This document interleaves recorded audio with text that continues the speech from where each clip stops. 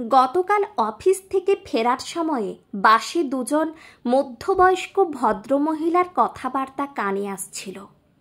প্রথমজন দ্বিতীয়জনকে বলছিলেন, জানো শালুতি, ওই যে 5 মাথা মোড়ের অরূপদা আছে না, ওর মেয়েটার মনে হয় বিয়ে ভেঙে গেছে জানো। দ্বিতীয় ভদ্রমহিলা খুব কৌতূহলী হয়ে বলে উঠলেন, অরূপদার মেয়ে মানে সৌমিলি?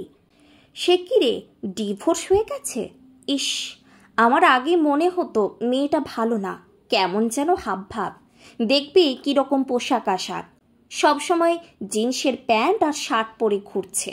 এরকম মেয়ের ডিভোর্স হবে না তো আর কি হবে? নিশ্চয়ই মেয়েটা ঘরোয়া ছিল না বলে বের করে দিয়েছে শ্বশুরবাড়ি থেকে। প্রথম ভদ্রমহিলা এবার মাথা নেড়ে সায় দিলেন, খুব প্রসন্ন গলায় বললেন, একদম ঠিক বলেছ, নিশ্চয়ই বাজে মেয়ে, নইলে কি আর ডিভোর্স হয়? অবশ্য আজকাল এসব মেয়ের সংখ্যায় বেশি। তুমি মণ্ডলপাড়ার ময়নাদিকে চেনো তো? ময়নাদির মেয়ে মোহনারও তো বিয়ের 1 বছর ঘুরতে না ঘুরতেই ডিভোর্স হয়ে গেল। কত খরচ করে বিয়ে দিয়েছিল বলো? কিন্তু জানো, ময়নাদির কোনো হেলদোলই নেই মেয়ের ডিভোর্স নিয়ে। সেদিন আমার সাথে বাজারে দেখা হয়েছিল, জিজ্ঞেস করলাম, মেয়ের ডিভোর্স হলো কেন? একদমই কি মানাতে পারলো না? ময়নাদি কি বলল জানো? মেয়েকে পড়াশোনা শিখিয়েছি, নিজের পায়ে দাঁড় করিয়েছি, স্বামীর স্বেচ্ছাচারিতা আর শ্বশুরবাড়ির অন্যায় দাবি সে মানবেই বা কেন? আমি নিয়ে এসেছি তাই মেয়েকে, জোর করে কোনো সম্পর্ক বয়ে বেরিয়ে নিজেকে তিল তিল করে মারবে নাকি? ভাবো একবার, ময়নাদি কীরকম মা, কোথায় নিজের মেয়েকে বুঝিয়ে সুঝিয়ে ঘর করাবে তা না, উনি কিনা মেয়েকে নিয়ে চলে এলেন। জঘন্য একেবারে। প্রথম ভদ্রমহিলা আবার বললেন, নচ্ছার মেয়ে এগুলো, 2 দিন বাদে দেখবে আবার কার গলায় ঝুলে পড়েছে। এক পুরুষ মানুষের সাথে এদের বেশি দিন পোষায় না গো। আমি ওদের কথাগুলো শুনছিলাম আর অবাক হয়ে ভাবছিলাম, এরা কি সত্যি 21st সেঞ্চুরিতে বাস করার যোগ্য? একদমই যোগ্য নয়, কারণ এই সব মানুষগুলো আছে বলে আজও অনেক মেয়ে মুখ বুজে শ্বশুরবাড়িতে অত্যাচারিত হয়। স্বামীর মার খেয়েও সেখানে পড়ে থাকে, বেরিয়ে আসতে পারে না তারা, কারণ বেরিয়ে এলেই যে এই সব মানুষগুলো দাঁত নোক মেলে হায়নার মতো ঝাঁপিয়ে পড়বে।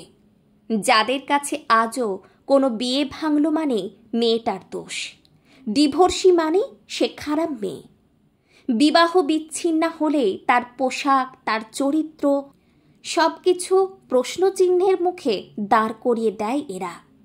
বিয়ে ভাঙা একটা মেয়ে মানে তাকে মুখ লুকিয়ে থাকতে হবে এদের মতে। সে আবার নতুন করে বাঁচতে চাইলে, নতুন করে কারোর হাত ধরতে চাইলে তার গায়ে লাগিয়ে দেওয়া হবে নষ্ট মেয়ের লেবেল। এই মানুষগুলোর মুখোমুখি হতে পারার মতো মনের জোর সব সাধারণ মেয়ের থাকে না, সব মধ্যবিত্ত বাবা মায়ের থাকে না এদের প্রশ্নবান আর বাঁকা কথা সহ্য করার ক্ষমতা। তাই মেয়ে খারাপ আছে জেনেও হয়তো তারা বলেন, মানিয়ে নে, আর মানিয়ে নেবার ব্যর্থ চেষ্টাতে হয়তো প্রতিদিন শেষ হয়ে যায় ঘরে ঘরে কত হতভাগ্য মেয়ে। তবে বড় ভালো লাগছিল ওই মহিলাদের কথোপকথনের ময়নাদের কথা শুনে, যিনি মেয়ের পাশে দাঁড়িয়েছেন।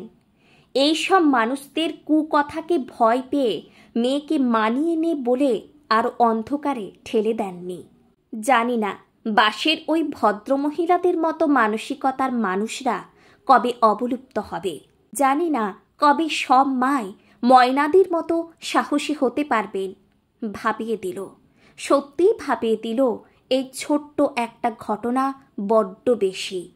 তবে একটা কথা হল্প করে বলতে পারি, এই গোত্রের মানুষগুলো যেদিন সমাজ থেকে মুছে যাবে, সেদিন থেকেই ইনভ্যালিড হতে শুরু করবে বধূ নির্যাতন শব্দটা।